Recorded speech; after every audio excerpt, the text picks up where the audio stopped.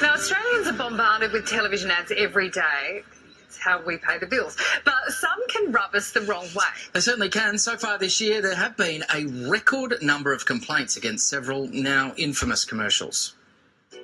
This Sportsbet manscaping commercial is the most protested ad so far this year, with 793 complaints.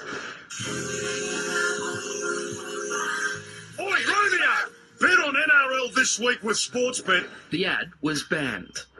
This iSelect ad came in second with 715 complaints. Know that feeling you get when you've been hit with another yearly health insurance rate rise? There's still time. Call us before prices rise on April 1 and we'll find the right health cover for you. Both the Sportsbet and iSelect ads are the two most complained about commercials in the history of ad standards.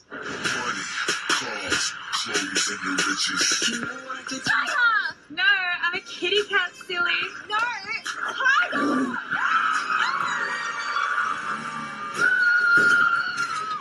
Ultratune came in third. It features Mike Tyson coming to the rescue of three women who run off the road. Have you ladies seen Francis? You know, my tiger, king of the jungle. Oh.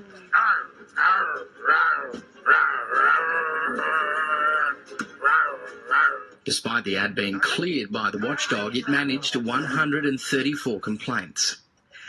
Joining us now is advertising expert Matthew Bywater. Matt, morning. Welcome.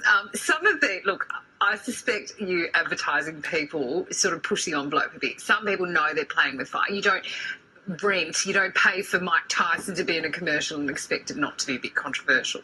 Yeah, that's correct, because you want to get value. You're going to spend the money, you want to get the value out of it. These days, it's not hard to push the envelope too far. I mean, we see these complaints. The Mike Tyson one particularly was dismissed, so Ultratune can still run that commercial. But we're talking less than 200 complaints. So it's not a lot of people considering the airing it gets. So even though Ultratune do this deliberately, I mean, in the last 20 years, they've got two of the top 10 most complained about ads. This is what they're trying to do, and they're trying to find something new all the time to push that envelope to get more traction. Because you get more attention. Get more attention. That's the thing. Yeah. So they'll spend so normally an agency, you'll spend so much money on the creative, and then you've got to spend so much money on the media. And where they can save money on the media, if they get enough people complaining about it, then you get the free media. Well, is it the case? Is it the case during those strategy meetings sometimes, as the ad execs sit around thinking, right, what if this is so controversial it gets banned as these have, then we talk about it, it gets written about in the papers, so what's that worth? Yeah, that's worth tens and tens of thousands of dollars because they're saving on the media spend. Now, I should point out, it has to still have to fit within what the brand image is, because a lot of brands, you wouldn't want to do this deliberately because it will tarnish your brand in a negative way.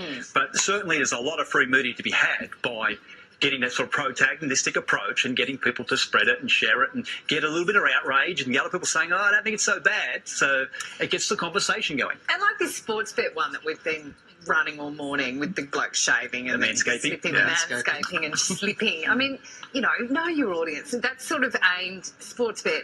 That's spot on. We'll get complaints, but mostly men, youngish men, I imagine, who are gambling, and probably me with Sportsbet.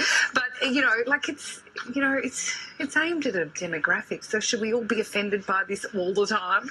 Yeah, it's spot on with the demographic. They're not. There's no harm, even though the commercials are actually being upheld. So they actually have to stop that commercial. We're talking almost 800 complaints. So is that a lot? It is. It's not